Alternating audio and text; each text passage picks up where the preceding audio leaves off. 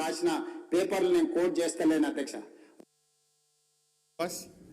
రేవంత్ రెడ్డి అనే వ్యక్తి ఒక అబద్ధాన్ని ఎంత నిస్సిగ్గుగా నిర్లజ్జగా ఎంత అబద్ధాలు మాట్లాడడంలో ఎంత దిట్టనో దీన్ని చూస్తే అర్థమవుతుంది.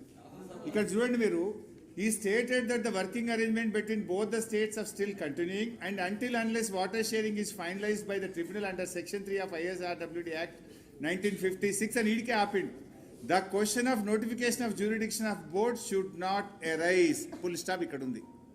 ఆయన చెప్పింది కామ దగ్గర ఆయన చెప్పింది కేసీఆర్ గారు చెప్పింది ప్రాజెక్టులు కేఆర్ఎంబీకి అప్పజింపే ప్రశ్నే ఉత్పన్నం కాదు అని చెప్తే దీనికి ఇక్కడి నుంచి ఇక్కడికి కలుపుతాడు.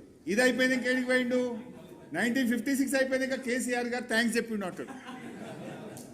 అంటే ఎంత మనిషి ఇంకేమన్నా అనాలో నాకు అర్థమైంది. ఇప్పుడు ఆ దేవుని గుళ్ళో కూడా అప్పుడప్పుడు దొంగతనం చేస్తుంటారు. ఆ గుళ్ళో దొంగతనం చేసే దొంగకు కూడా కొంత నిజాయితీ ఉంటుంది. వాడు కూడా ఏదైనా మొక్కితే ఇంత మళ్ళీ హుండీలు వేస్తాడు పోయి, లేకపోతే దేవుడికి మొక్కి తప్పైంది నేను దొంగతనం చేస్తున్నాను దేవుడిని ప్రార్థించేస్తాడు. వీడు అంతకంటే హీనమున్నాడు. మీరు చూడండి, అసలు కేసీఆర్ గారు ఉపన్యాసం ప్రారంభించినప్పుడు బేసిక్ ఎవరైనా ఒక మీటింగ్లో మాట్లాడేటప్పుడు ఏం చెప్తాము, Telangana expressed his gratitude to Union Minister for giving the opportunity and requested for the proceedings of the second Apex Council meeting to be recorded. Further, he requested that the minutes may be issued after obtaining the views of both the state governments.